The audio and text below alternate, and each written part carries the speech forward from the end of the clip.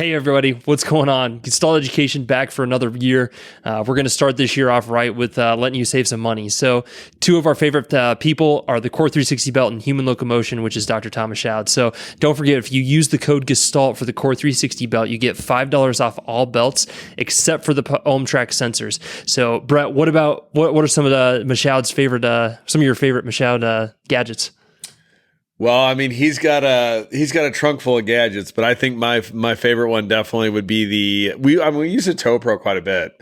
The Toe Pro, and then I think the Varus and Valgus Post have really given people like a nice option if they're not want to take that leap into like a customized orthotic to kind of a good option for the patient, but also to let them kind of like, bring the power back to the clinician to kind of decide where to post it. And so I think those are the two probably ones of Tom's stuff that I love. And of course, I can't get enough of his Human Locomotion. I mean, the book is still to this day pure insanity. So beautiful. Yeah. Don't forget to use the code Gestalt on both those, the Core 360 belt and then also Human Locomotion. Links are in all of our podcasts. And we hope you guys like today's episode.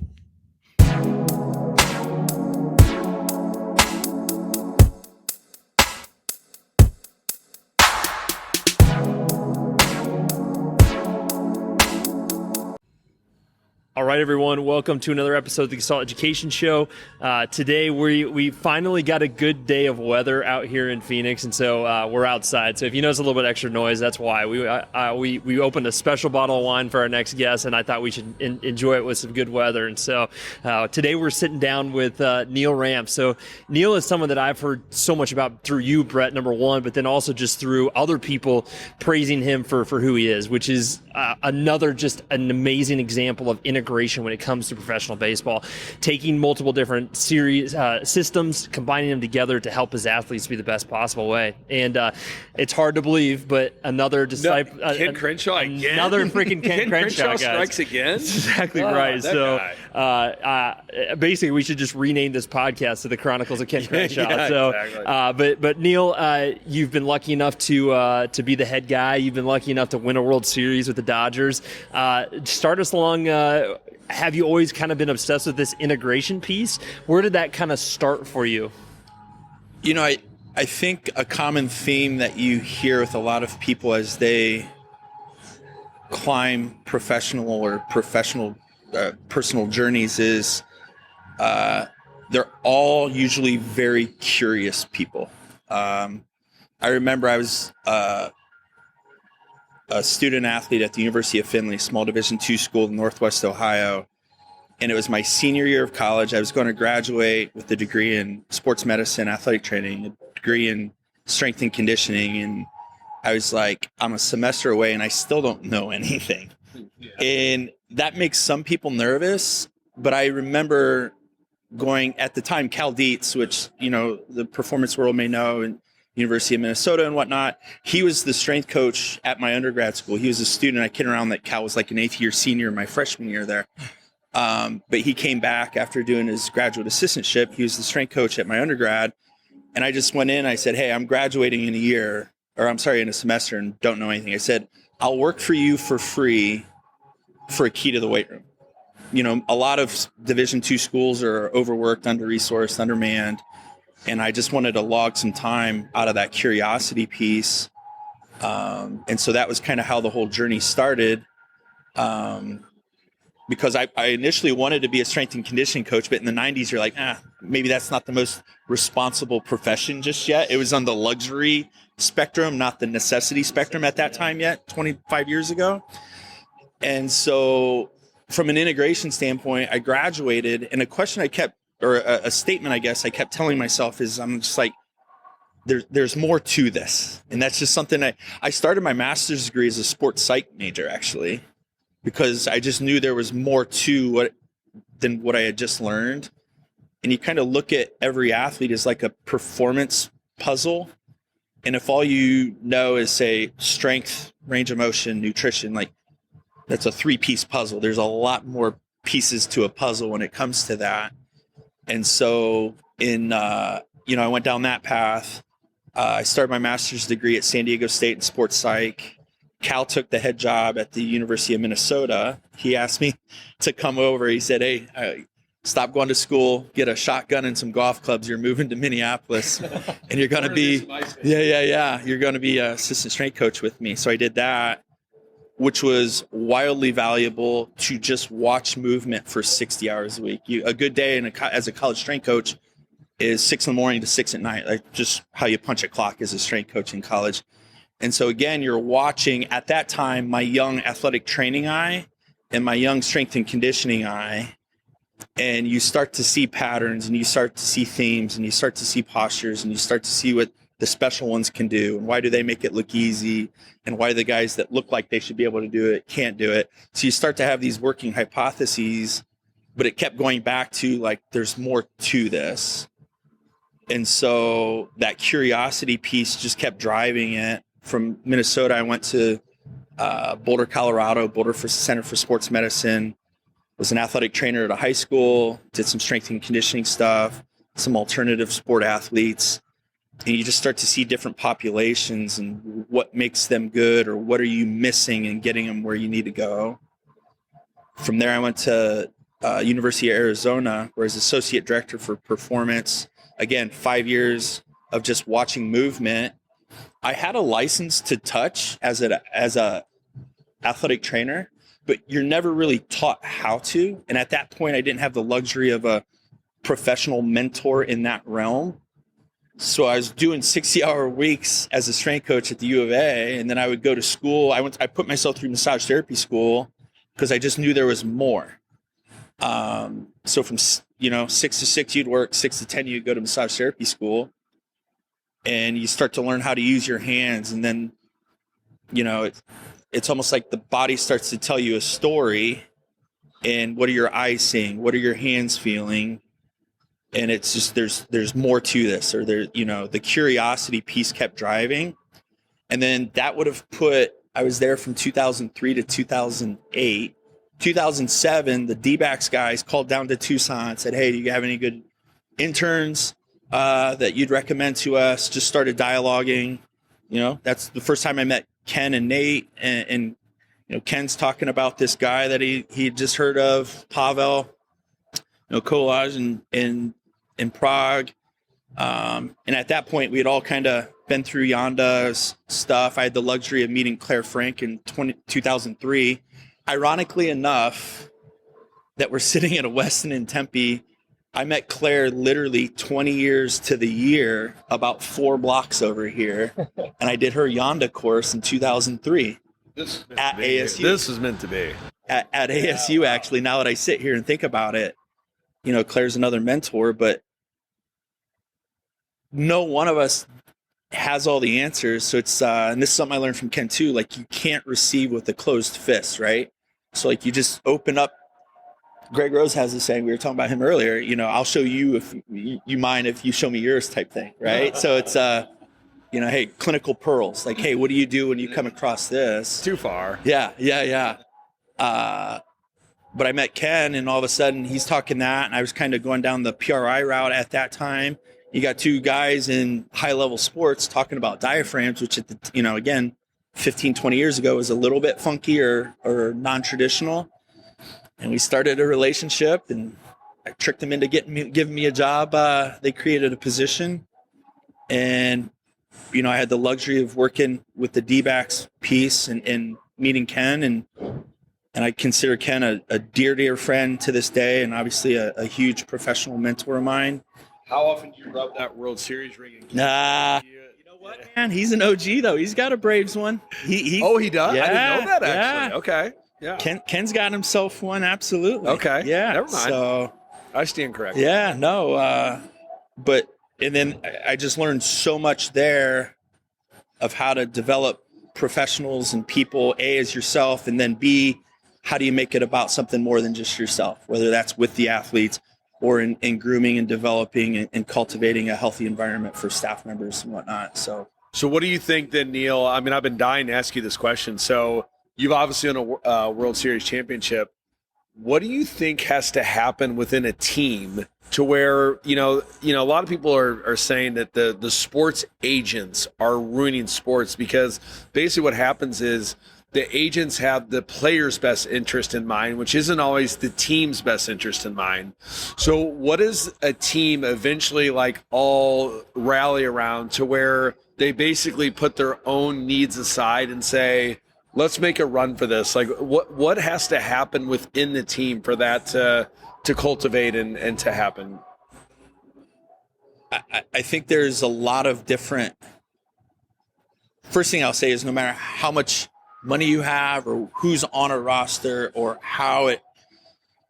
no matter what way you cut it, it is not easy to be the last man standing. Yeah, right. Especially during a COVID year. Oh my goodness. 2000. Yeah. And you know what? It's interesting because people say, 2020 should have an asterisk next to it.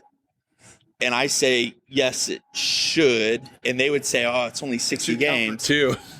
It felt, if you ask anyone who maybe they didn't even make the postseason in 2020, if you ask any support staff member, they will tell you that they were overextended to a point that maybe they've never been in their professional careers. I know. I believe it. So the asterisk is there for a number of other reasons. I think I was telling you earlier today, Brett, I'd never been that cognitively fatigued in my life. My biggest concern was, how do you almost get the residue in the stress and the residue and that fatigue of a 2020 season washed off to feel fresh coming into a 2021 season? Because like I said, the residue, it's almost like you were starting at zero. You were still trying to get your head above sea level in that regard. But back to your question, how to be last man standing and make that happen. I think people just have to buy into something bigger than any one person or one thing or one agenda. And you got to do it, play for something bigger, play for each other. Staff wise, you gotta, in that COVID year of winning the World Series, there was a day, true story, I was in the back of the kitchen helping do mashed potatoes with our chefs because they were getting smashed because you had to eat outside. We had a PhD making peanut butter and jelly sandwiches to get out to the guys because we're eating out. Keep the lumps out of the potatoes now.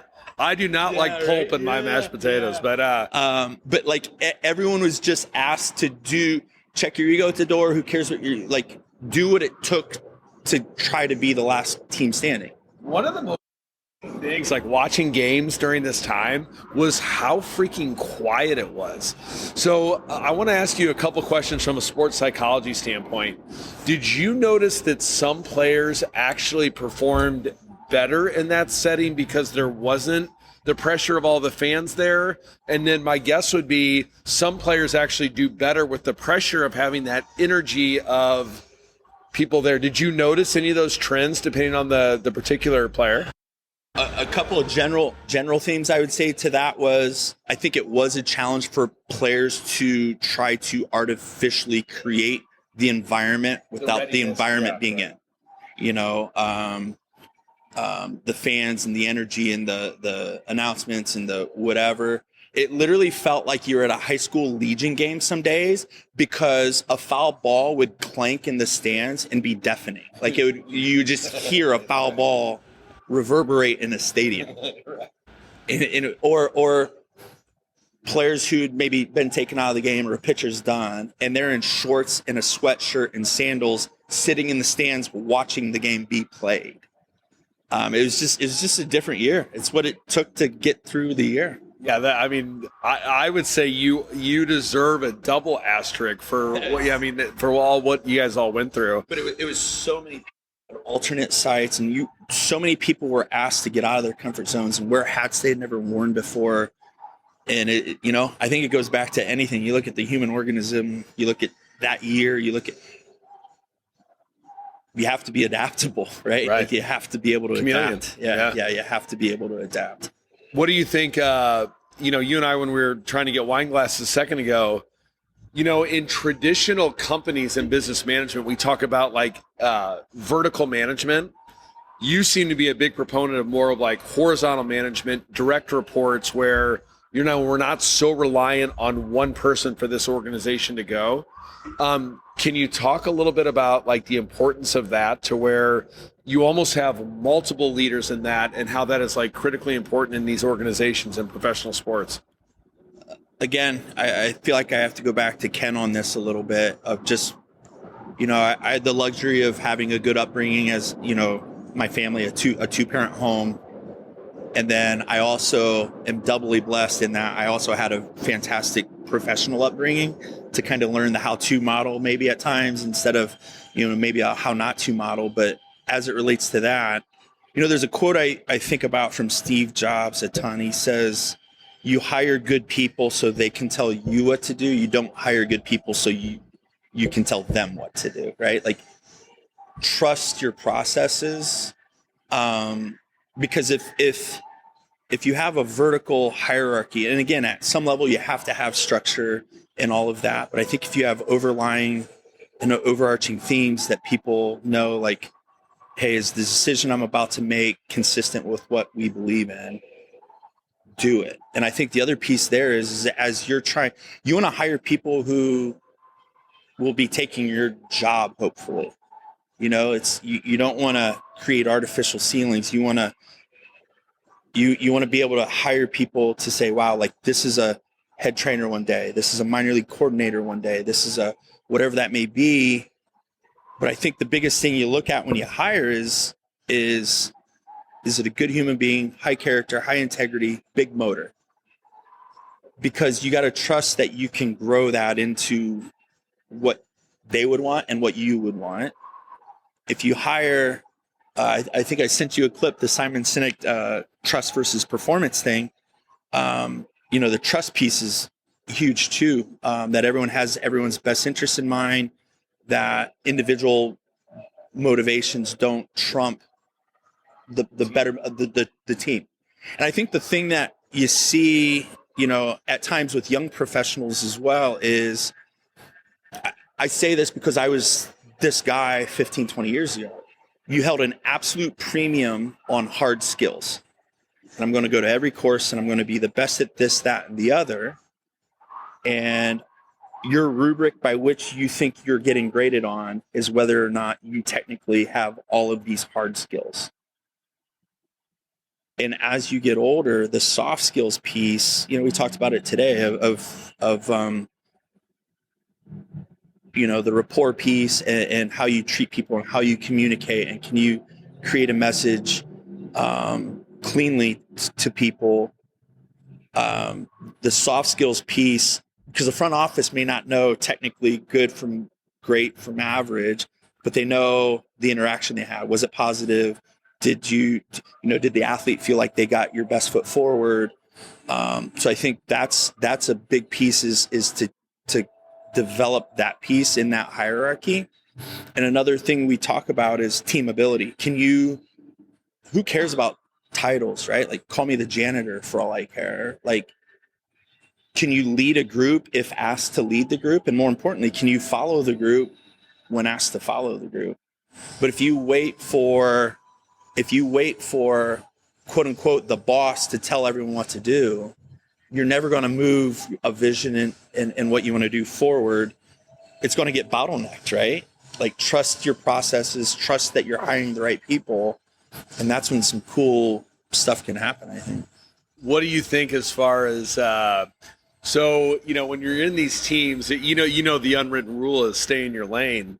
But then sometimes staying in your lane means you're a watered down version of yourself. So as you moved up the hierarchy in your different positions, how were you tiptoeing in that world of staying in your lane, but still pushing the limit of what's possible in the potential role that you're at, to where you're able to showcase your skills? Because, the one thing I always talk about with our team, which we got 2 members here, is my job is to be sure that you never get punished for doing a good job.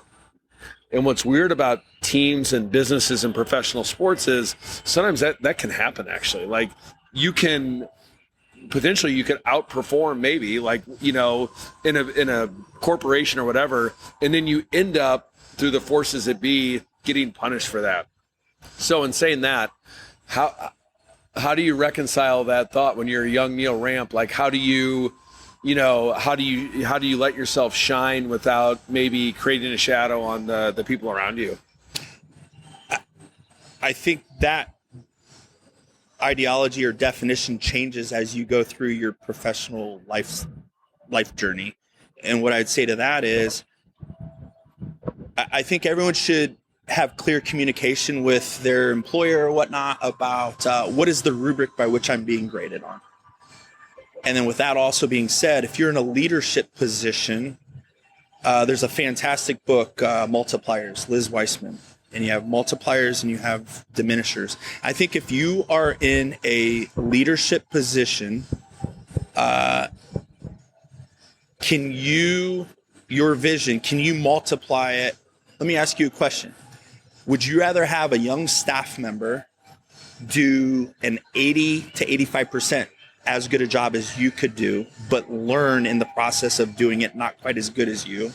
Or would you rather, as the leader running the show, Brett, would you rather it be done at 100% at the expense of them maybe having a learning experience? Yikes. That seems kind of like almost a trick question there, Neil. I don't know. That's tough. I mean, I think what's hard in some worlds is if you allow them to fall on their face per se, have a learning experience, then do you compromise the system? Let's talk about sports, for example. Let's say that your $20 million guy is, one of your team members just went to, I don't know, maybe a dry needling seminar, right? Do you then so you've never dry needled before, now you know how to do it. Well, your all-star player shows up. Is that the time to do dry needling and fall on your face there? But that's the beauty of the minor league system, right? I don't mean that in a bad way, but let's go back to the hierarchy and what you spoke about hiring and whatnot. I think something that could really move professions forward, and I look at baseball, for example, sports medicine, performance, any of it, organizations spend a lot of resources to develop players through a farm system. I want to say it's roughly 3% of professional baseball players will ever wear a major league jersey, something like that. So it's a crazy, small, it's a very small number, but it boggles me that, it's a natural rollover for me of why are we not looking at a sports medicine staff as a farm system to develop major league athletic trainers and whatnot? Pro tip. So it's a farm system to grow and develop all of your coaching staffs, your player departments, your performance staffs, your R&D departments, your front offices. So it's no different with our groups of, you look at a draft or you look at free agency, and it's no different for us, of what networks do you have so you can quote unquote draft/sign a prospect in the sports medicine world that you've quote unquote scouted out, whether you're talking to their college advisors where they did an internship, maybe who they played for in college, and do your character references, check out the competencies, see if they have the integrity, the character, the motor, the team ability to get into your farm system, to then develop to take your job someday, meaning that in the best way possible. Yeah, right. So I'm assuming your answer to the question you proposed to me, your answer is B, that calculatedly, yes. Right. You don't put them in that position. The thing with the major leagues is the bullets are bigger and they come faster, right? And the consequences are more dire. Absolutely. So those all have to be calculated, and if it means you have a minor league guy, a minor league staff member who's helping out during spring training, and he wants to work on something, and maybe you have a non-roster invitee who's in camp that you need an extra body to help out with, like that's a great guy who may not get the care otherwise in the window that you have to get the reps on and to work on it and kind of fumble forward constructively. And again, all of us work under the premise, the Hippocratic oath of do no harm, obviously, and move forward, but to get the reps and kind of start to build out that Rolodex of, oh, I remember I've seen this come across the table before. Because I think what's hard too is, I mean, you want 12 people who can do each other's job, but then you also want the autonomy of, like, if Neil Rampe is notoriously good at soft tissue treatment, put your big horse on. Like, let Neil do this. Or if Taylor's really good at manipulation, then let him do, so you get to this dilemma of, like, if Neil can't come to work today, I can fit in, and I may not be as good as Neil at soft tissue or whatever the example might be. But, at some point, do we let our superstars be superstars in their area of expertise? I feel like that's a twofold answer as well. And I think another thing that I would challenge groups or propose the question would be, you're an educator at heart. I think we're all kind of educators at heart. And I forget who said, maybe Einstein or whoever, if you can't explain it to a first grader, you don't know the material well enough, right? Like, I think there's a huge value to being able to articulate and teach what you're doing to other staff members, to share that so that they can maybe raise their game as you may be and I kind of kid around that, ideally I would think a staff would look like a pit crew, right? Like you have your gas guy and your lug nut guy and your, jack guy and whatever, that everyone feels like everyone's contributing into a guy. That's a good analogy, yeah. Instead of, I think what gets dangerous is when you have, well, Brett's my guy. Yeah, that happens. Tyler's my guy. No. And what happens there is now the premium is held on how do I gain market share? And that may happen at the expense of the integration piece. But what if a guy came and said, hey, man, I need to get the thing done to do the thing where you do the thing, and say, hey, you know what? Actually, I'd be more than happy to do it. But Brett's clean. He's got that down. He's done it a million times.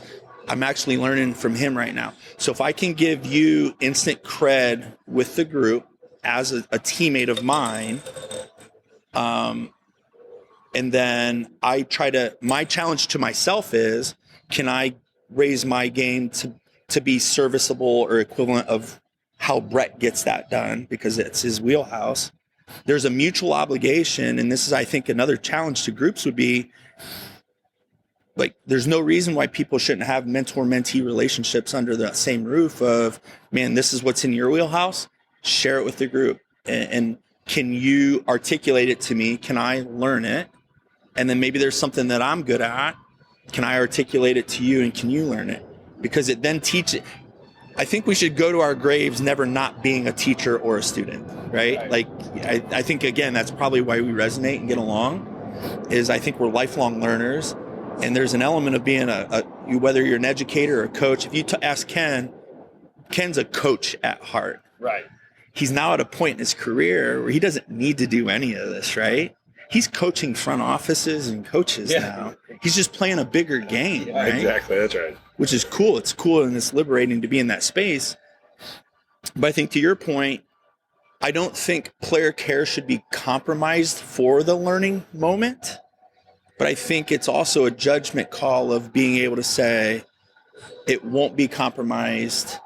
And if it's laid right, they may not even know that this guy may be out of his sphere of comfort to execute that, to then be that much more confident the next time and to get those reps. Again, those are things you calculate, whether it's through a minor league system in spring training, on each other. I mean, baseball is the classic sport of hurry up and wait, right? Like, you're at the stadium for 12 hours a day. There's built-in weird downtime. Hey, can you do that thing that guy liked? Right. Show me. Change your hands. Got it. Well, I think too, like and Taylor and I talk a lot about this, is once you decide to, plant your stake in the world of education, you're basically opening up your playbook to teach everybody around you. So what you're also doing then at that point is you're basically saying, like, a lot of the private people, they're doing the opposite. They're closing the doors. They don't want anyone to know exactly what they're doing. Therefore, you almost create a mystique with what you're doing. And nothing's wrong with either one of those. But if you're an educator, you're basically teaching everybody around you, potentially your competition, exactly what you're doing, and you got to be okay with that. I mean, I think the thought is, as a humanitarian, and Taylor and I have had a lot about this. As I'm looking at Taylor's career, is like, if you want to be an educator, you got to kind of realize that you're basically taking everything that you know that would make you this person that everyone would, fly from all over the world to see. And you're just going to, instead, what you're going to do is you're going to teach everybody how to do that. And that's like that's a kind of an interesting dichotomy, really. I have two thoughts on that. It's one thing to give someone the playbook. It's another thing for someone to execute that playbook. Yeah, that's true. I sat behind one of the best guys in Major League Baseball for 8 years, literally from me to you for 8 years, and watched Ken be a head athletic trainer. And then for me to have what I thought was a playbook to go do it, it's a different animal. Different, the home court is different. The personnel is different. The infrastructure is different. The players are different on all fronts, literally and figuratively. One. And two, I think that's maybe one of the flaws in the human condition is the human brain a lot of times will operate out of fear. If you have it, I can't have it. If I teach you and give it to you, I no longer have it. I think the education, the mentoring, the skill sets, the services can be a win-win proposition. There's enough people who need the help that we're providing, whether it's private sector, whether it's education, whether it's sports teams. I think there's enough people needing what we need. Again, I think it goes back to, you tell me this. Do you feel like teaching has made you a better clinician? Oh, 100%. 100%. So in giving, you're receiving.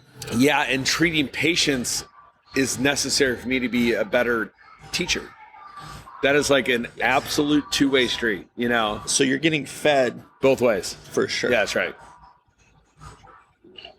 Absolutely. I agree. Yeah, 100%. So I think that's the thing that, like, trust that in like giving, like, I feel like, again, even say you're developing a young staff and giving them, and I think that's another thing as young clinicians are trying to climb that ladder, they think that is a finite thing. If you get it, I can't have it. What's your experience with dealing with a turd on a team? So, like, when you have somebody that, like, is just not performing the way that you want, if you have, like, this awesome, amazing culture, which you and Ken are so good at doing, PJ is also great at this, like, what is your track record in being able to turn a turd? Or, like, at what point do you just have to cut that turd loose? Staff or player? We could do both. Let's do staff, though. So I would say staff-wise. Can people change? Here's what I would say there. I think you're receiving young professionals in our environment. You may be getting a 21-year-old out of college, or it's an entry-level master's for athletic training now. So say you're getting a 23-year-old, and it's their first quote-unquote real job. Again, hopefully you're trusting in your recruiting, your networks of getting a candidate pool. You're recruiting, your interview process to tease some of these things out, and your onboarding processes. So, like, it's the onus is on you to miss as least amount possible. But again, you're never going to bat 1,000 on hires, right? Right. So I would say this to that point is, I feel like expectations and mutually agreed upon expectations kind of set accountability, right? I think the other thing is the more you support staff members, the higher level of expectation and accountability you can have. Hey, we do X number of continuing education courses as a group. You also have an additional individual Con Ed budget. We have a curriculum. We have a Con Ed curriculum to help you be a well-rounded professional, evaluation skill, coursework, manual therapy coursework, personal development and communication coursework. So you're being supported. And I think, as cliche, and I don't want to say even like 3 strikes and you're out, but like, I think what happens too is there's a tipping point of culture shifting where people will figure out whether they belong or want to belong to it or not. Because I think there's a momentum piece that can happen to where someone may be the odd man out, or the they're not holding a premium or priority. The priority isn't what maybe the shared groups is. And then that starts to happen with just positive peer pressure and gets driven from the bottom up even. Right. The other night we were at dinner. We may or may not have been overserved on some very good wine. But anyways, as the night rolled on, we started throwing around some like really good leadership books. And what was interesting is, we're used to hearing the same ones over and over again. You start rattling off a bunch of books that we've never heard of. So what are these rare finds, and what are some of the books that have absolutely, because notoriously you're a very well-read human. We're always talking books with you and things like that. What are some books that have absolutely changed your world, and how? A simple one that I think I recommended to you maybe at dinner is Humble Inquiry, I think by Schein. Schein. Something I've learned the last few years, again, as kind of the type A hard driver, hard skill guy, and rah, rah, rah, and go, and maybe ruffle some feathers as you try to maybe soften up and have a little more periphery. One thing I would say that Humble Inquiry taught me as a leader is a great entry point into any conversation, and can be disarming and give whoever's in that conversation some ownership, is to ask questions. Be sincere with them and ask a question without an intention of questioning. Because what it does is just opens up an unthreatening dialogue for other people to contribute. Because I think, again, if you go back into leadership, well, I did it because he told me to do it. I didn't do it because he told me not to do it. Like, I think those days are kind of over, to where there's an element of, from a leadership standpoint, hey, here's kind of the rules of the game. Go play the game, right? Like, as a head athletic trainer, for example, whether PJ with the Cubs now in a director position, Nick now in that role, as a D-backs, Dodgers, like, hey, as long as the head guy isn't getting blindsided, and like if you that's where I think the relationship and trust piece comes up, is, hey, you probably have an idea how I would feel about the decision you're going to make, and if you feel like it fits within what our group believes in, like, don't wait to execute and move. And then if we need to debrief afterwards, we'll debrief. But I think a big thing, like with the Humble Inquiry book, is just asking questions. So then we'll get to your next book here in a second, but I want to roll with something that you said. How do you lead a room full of leaders? Like in our, like I got 2 of my associates here. They're both like incredible leaders on their own. So like, in your scenario, when you're dealing with these teams, all these people at some point in their life, they've led people. So how do you be a leader amongst leaders? Like, what are the key traits you think that I think you're a facilitator. Get out of the way, let them... I think you may be... I think one of the biggest things where people maybe leave meat on the bone is not allowing their people to contribute in ways they're capable of and want to. So I think if you can open it up to allow them to do that, I think that's the thing with a leader, right? And again, I think we talked about legacy the other night at dinner.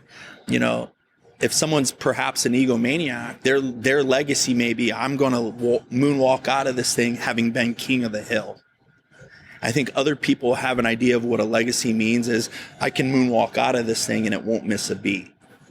Legacy to me is the second version of that. If you did it right, you should be able to exit left. It should be a well-oiled machine and no one even knew you left.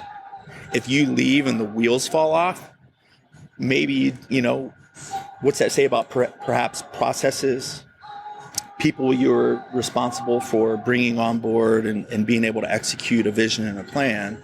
So I think that's the piece of, if you're a leader of leaders, I think your job, I think that goes into the Liz Weissman book of multipliers of who's a leader on a basketball court, if I were to ask you that. I'm not a basketball. Point guard. Yeah, point guard. Is he the highest scorer? No. He can run an offense. He's the assist guy. He lets the guy score, 30 from the wing, but he's just executing the plan and letting other people shine, and hopefully that's a W at the end of the night.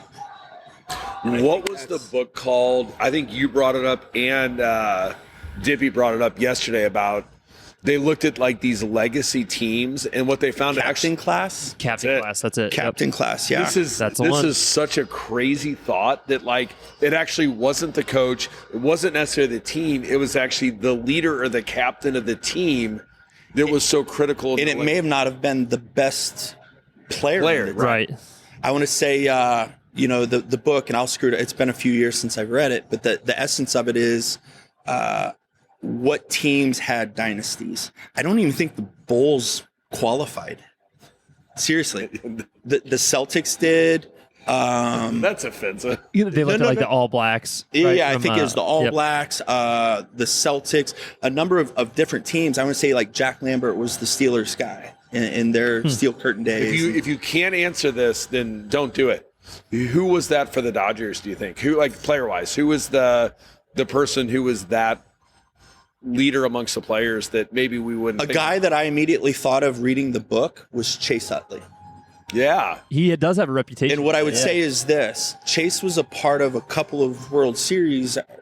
I get mixed up on years. Philly, he was with the Dodgers when we went to those World Series. Oh, yeah. Okay. Mm-hmm. And Chase won a World Series in 2008, so he knew how to do it. He knew how to prepare. He knew how to show up every day. And he led by example. He wasn't the loudest guy. He wasn't whatever. But he had the respect of the guys by his actions.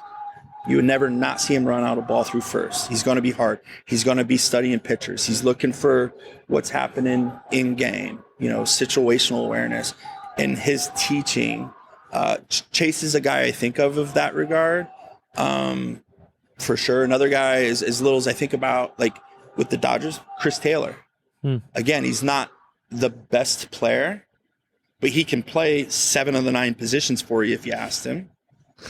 And he's going to have a missing appendage for him to say he can't play. He's a grinder. And he probably still wouldn't tell you he couldn't play. You would just know he couldn't play.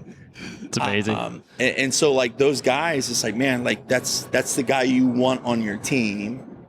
And that's the guy you're going to play. Or if you're having a tough day, be like, ooh, like I saw what he did. Like I got a post today, right? Like he led by example and didn't have to say it. For the record, we could have taken a huge shot at Pete over here, but we didn't. So we're growing, Brett. We're just going to keep moving on. So just who's continue. Pete? Yeah, exactly. Well, I think then I guess maybe continuing down, we'll get back to the books on that thing too. But what about your glue guys in the treatment room, or in the training room? You've got at any time you've got 10 people in that training room. So do you assume that role as the leader in that, or are you looking for other people below you to maybe assume those leadership roles on a personal level? I think everyone has. I think the beauty of a team is no one person has to have all the answers. No one person has to be the expert at everything. I think a leader needs to appreciate all the pieces of that puzzle we discussed, and then you figure out how to put people in positions of success. Because again, I feel like nowadays, I feel like it's I feel like we had this conversation, Brent. Pay was not number one of what people want in a job. Appreciation's number one. Appreciation. According to Daniel Pink, number 2 is that you're paying attention to career trajectory. 3 is finances. Yeah. 3 is finances. I think people want to have. I think people want to work in a safe environment with good people and be paid fairly. Is I think what you'd say as well. And I think they want to feel fed, because the thing is. If you take a Major League Baseball sports medicine job, why else would you want to spend, 7 weeks of spring training, 81 away games, 90, spend 5 months away from your family?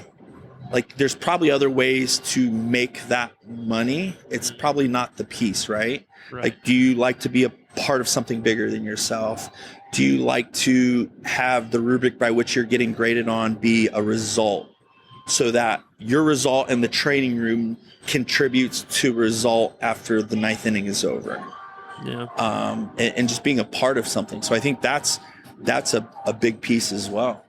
And so in the training room, I just feel like, one of the things that I think back, there was a player with the Diamondbacks, and the culture that was there at the time, and it is still there. It's, it's on point, training room 12.0 version right now. The iterations just keep getting better. It's like a Mac or a Microsoft update. But there was a player that would walk in every afternoon at noon or 1 or whatever, and he would say, good morning, backbone.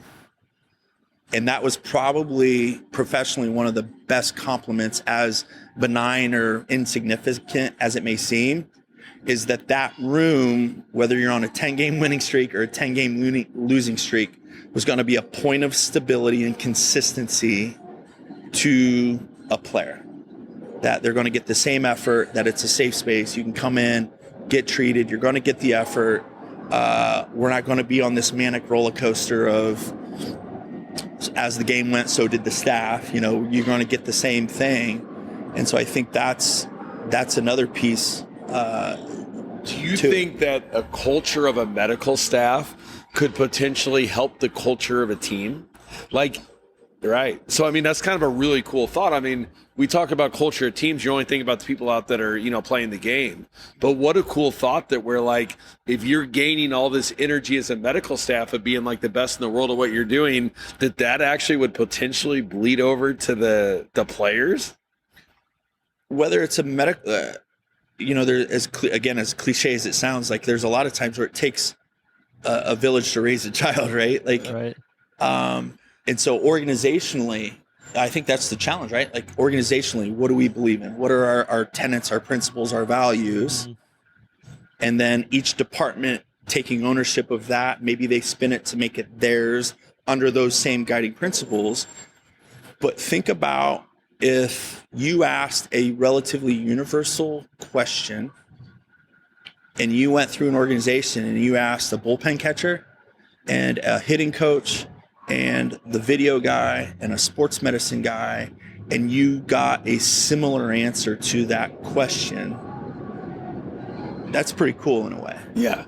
That they know the premise of why they're where they're at, with what the greater goal is and what we believe in to get there. Taylor, if you're a late 20s clinician, and you're sitting next to a guy like Neil Rampe, what questions would you, because of course, how many times you get in a day, well, I want to work with a professional team. What would be a question that you would have for Neil on, or maybe vice versa? What would be the advice to a young clinician who potentially eventually want to work with a team? What do you think? We'll start with you, Taylor. And I think for me, I guess, as you talked a lot about interview process last night. We talked a lot about personality and things like that. So where is the line in the sand as far as your technical components versus your personality? Meaning, is it 50-50 technical and 50% technical, 50% personality? Is it 60-40? Where do you draw that line in the sand as far as when you go to hire someone, your final decision? Where's that line in the sand? I'll give you a twofold answer to that as I think through that. your margin of error for a major league hire is smaller than a minor league hire.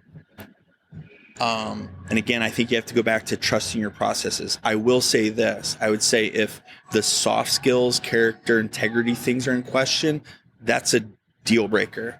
I'll take the less competent professional who's a better human being 10 times out of 10 and trust your processes that you can get them where they need to get in that aspect, because I think the other zebras may not change their stripes as easy. And it's kind of the one bad apple in the barrel, right? Potentially. Right. And that's the risk you could run. So I think a minor league hire, and again, ideally in a perfect world, guys, you're nailing a rookie ball athletic trainer. Like you nailed your hire. Who's going to climb, so that you have to just hire another rookie ball trainer. Right. So that you're hitting 1,000 and everyone is who you thought they were, and you're cultivating an environment to grow them how you thought you could grow them in a perfect world. And then your margins are still low relatively. But also then the other end of that spectrum is you do such a good job, a la, Ken, to where you're losing that guy at the top every other year to a head job somewhere else. But again, that may be why you're in this in the first place, is to cultivate and grow. Sure. and multiply. Right. And so I think that's the easy thing. It's kind of I'm sure there's a ton of sayings about it, but you can be lazy on the front end, which is going to cause a lot of work on the back end, or it'd be a lot easier to potentially do the work on the front end so that it generates itself on the back end. I would say that the character integrity piece it would be a deal breaker, whereas a skill set that isn't quite where it needs to be would not be. And again, your minor league hire would have a larger margin of error of hoping you could get them where you need them. It's interesting. We did from a hiring standpoint with the Dodgers early on, we may have been slightly under maybe a competitive salary, but we made it known about our Con Ed environment and the allowance and whatnot. I want, the guy who got excited about that was the guy I wanted, not the guy who wanted the money and ran and the Con Ed was irrelevant. You just gravitate, right? It's kind of your quote unquote bonus package, but it says something potentially about the person. Yeah. Or if someone in an interview says, "Oh, I would love to do Con Ed, but they wouldn't pay for it for me." I'm like, ooh, you guys all, again, Con Ed is different when we were kids. What's available now versus then. But I'm take out a loan for education. Right? Yep. I would say still to this day, you probably put 5 or 10% of your salary easy back into just Con Ed. If you think it's someone else's job, that note made, right? Right. So my own personal story, I think I kept track of, stupidly, I kept track of every dime I spent on continuing education when I was a student. I think when I finished, it's embarrassing to say, but I think I spent $35,000 while I was in chiropractic school on education. But I would never take that back, and I would never. That was the best money I ever spent in my life. But I mean, splashing your cash around? No, it just means I got more student loans, babe. Yeah. Thanks for pushing those off a little bit further, government. But so then, what about maybe? Let's say you have someone that has that skill set, but maybe their personality is lacking a little bit. Maybe this would be a question for both of you guys. Is there ways of gaining perspective in a personality for a human being? Or let's say someone wants to get better at having a personality. Let's say, I know that's a weird question, but books, strategies for maybe getting more out there and things like that. Anything that you guys would say that would kind of help that person? My experience with human beings is they can change. They just don't change very well. Meaning anybody can, this is a perfect time of year. Everyone's got a New Year's resolution. They're working out. They're changing their diet. 1 month from now, 90% of people have, returned back to the mean of what they were doing. So I think it is possible, but human behavior is really interesting because I think it's really tough to change. I mean, obviously people can do it. I mean, we all know these people. It's hard for people to do it initially, and then it's hard for them to maintain that. So the question is, do you want to take on that risk of, it's kind of like the broken wing syndrome, Do I take you on, like you might end up fine, but then I also might end up spending all my resources trying to make you fine and you're still going to be a turd, so. So maybe let me rephrase that. Let's say you have someone that is relatively self-aware. They know that they're not as outgoing. They're maybe a little awkward and stuff like that. Do you just accept yourself for who you are and just continue to kind of push forward in that, or are you looking for? There's no way around it, right? Like, you know what I mean? I love this conversation. Actually, it's a difficult. I mean, it's random and it's hard to. I think there's a fine line between, I feel like the last person you want in your organization is someone who has a victim mindset. Because we're all that is the most unempowering thing you can label yourself, really, in a way. And back to the change piece, I'm maybe go out a little too far into left field on this one, but that was a baseball analogy. Yeah, no, I'm so cliche. I'm sorry, guys. But like, you hit a home run with that one. See what the human brain works in duality, and it's easy. It's zeros and ones, right and wrong, good and bad. Change. Why do you need to change? You're bad and you want to be better. You're not good and you want to be good. Like, that's what change sparks of this like simple reptilian brain of like duality of yin and yang and this side of the coin or the other. Like, I guess a challenge to that would be, and this, like I said, this may get foo-foo, but like, create. Like, you don't need change. Says something's wrong that needs to be better, versus you're where you're at and create forward from nothing, which says the score is 0-0. You're not in the hole 34-0. It's 0-0. But do you have like a non-victim mentality to create from 0-0 forward? If they can't comprehend that, or if you can't facilitate that, then maybe you have your answer a little bit more. I think what's hard for people is when people try to be somebody else. Like, I think Elvis Presley's a great example. Like, there'll never be another Elvis, so don't try to be Elvis. I mean, it's just not going to happen, So I think that, people need to, like, in their own special way, kind of carve out like what their niche is. Like, even within our podcast, I mean, I think of like Annie O'Connor, very empathetic. Stu McGill, great coach. Tom Michaud knows research better than anybody. Like, everyone's kind of got their stick, but when you try to be somebody else, sometimes it comes across as not being authentic. So I think, Taylor, what's hard is, and you learn this in the first 5 to 10 years of your career, you got to kind of figure out, like, what is your niche? Like, what are you actually good at? What do people like about you? I mean, are you funny? Are you, you walk in with a smile on your face? Like, I mean, everybody's kind of got their things. I know, like, some of my good friends, I mean, they're absolute assholes with their patients, but the patients actually like it. Like, they actually somehow pull off what their shtick is. I couldn't pull off that shtick, but so I think, like, you got to, like, kind of do a little soul searching to see, like, what is it that I'm doing that people do like, maybe tweak it a little bit. And then, but at the end of the day, like, there's an attractability that you have to create.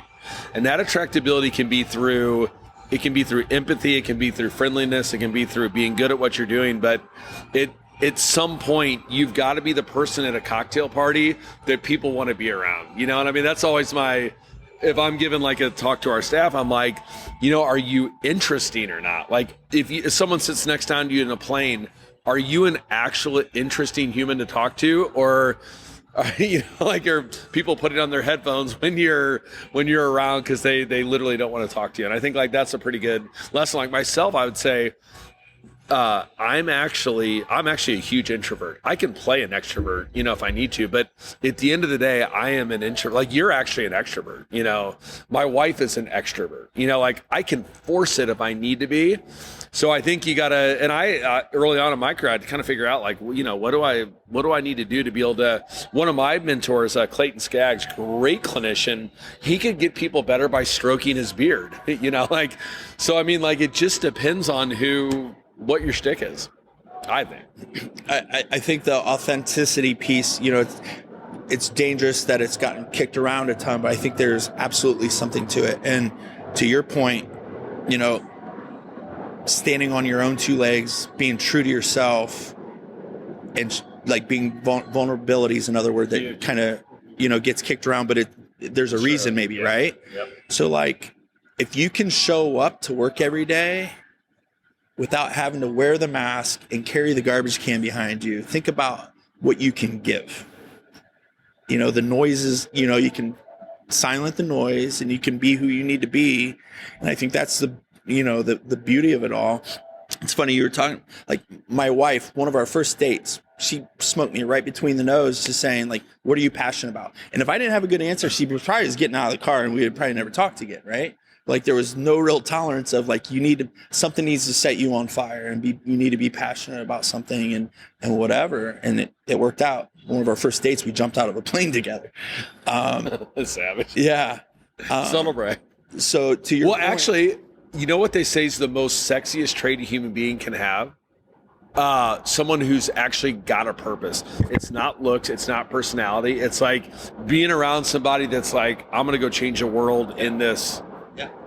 In on your own 2 feet, in your way, like style, right? Style isn't a label on a shirt. I think of a soccer player I had. She would have like a ripped fishnet stocking and cut sleeves off of something, and she could just rock it, and it was probably all $3 at it. Like, what's your style, right? And that's what we do as clinicians, is respect the principles of science, making an art, and what's your style of stroking your beard, or how you deliver the material, or what that is. And to your point on being an introvert or an extrovert, there's tons of books on that lately, but the world needs all of them. Right. The world needs all of them. So how do you put them in positions of strength to succeed? And maybe they're in your organization, maybe they're on your staff, but don't run the clone cookie cutter offense, and welcome that diversity and that profile to serve the group, man. To prove that you can change. Do you remember how bad of a hugger I used to be, Taylor? I used to do this awkward side hug, like if I saw somebody. Yeah. I finally had to have a sit down with him and like literally go over the logistics of it. I felt like Bill Belichick running an offense with freaking Tom Brady. I took Taylor Primer's class on hugging, and now I'm still like a little bit awkward, but I'm better at it. And I'm going to say this, and I hope I don't cry saying it. The best hugger I know, Kathy Kumagai. Yeah.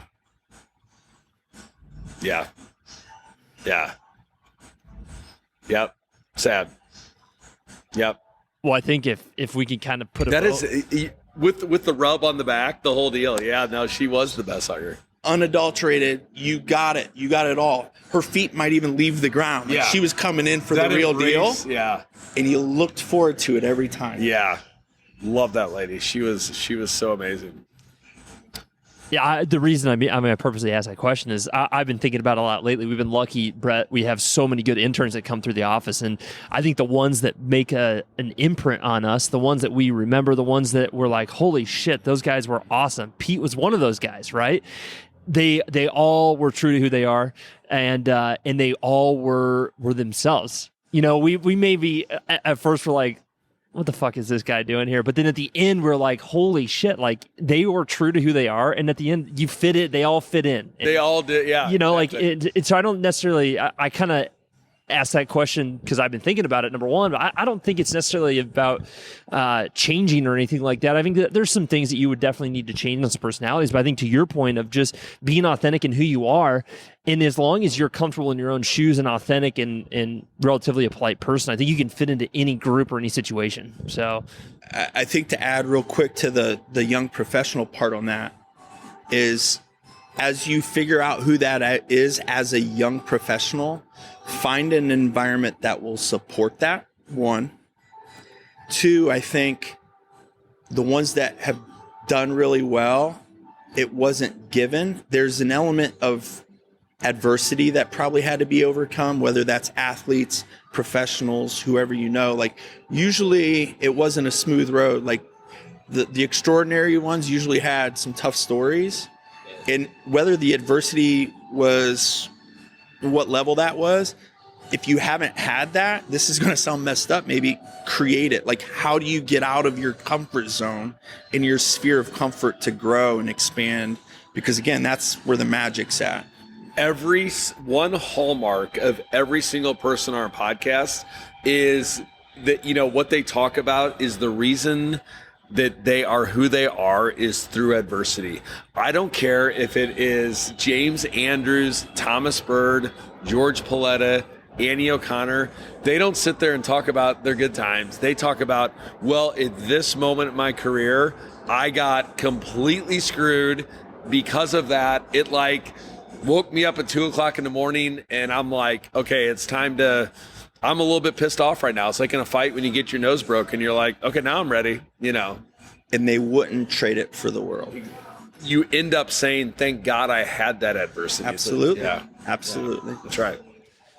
Well, typical us lately, Brett. We've been getting a little long-winded, so we already went an hour. Can you believe that? So, darn it. We didn't even get to integration. Yeah, we didn't even talk about. We'll do round two another time. Yeah, anything clinical or anything like that. But I think it's a good thing. I know it's been on your heart lately because we talked about it a lot, and I appreciate the conversation. It makes all of us grow. I think that we've been on kind of a crusade lately of talking about the intangibles and some things that make you a good clinician outside of your clinical skills. And so I think this is another good round into that, and I think this is the perfect person to talk to. So we appreciate you for your adversity and then teaching us about it, those types of things, and we appreciate everything you do for us, and it's been such a pleasure to meet you, man. Really, what a superstar. Yeah, really absolutely. enjoyed wrapping it out. The one quick story before we wrap up.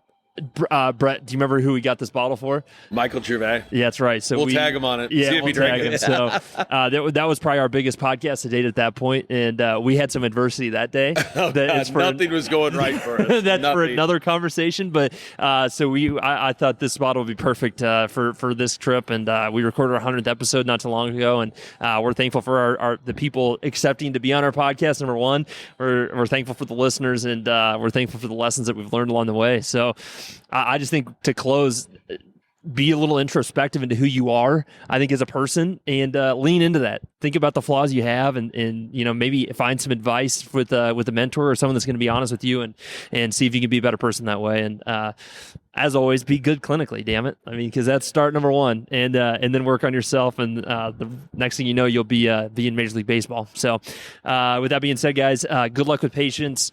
Good luck with life, and drink some good wine, and hang out with good people, and everything else is easy. So love you all. We'll catch you next time.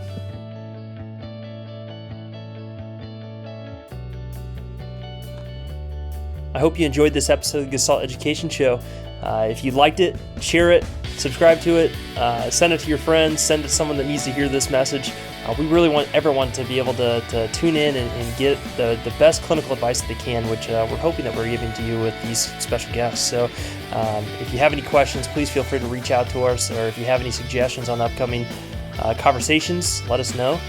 For a list of our upcoming courses, we're adding them all the dang time. So go to gestaltedu.com, click on courses, and they'll all be right there for you. All right, have a good day.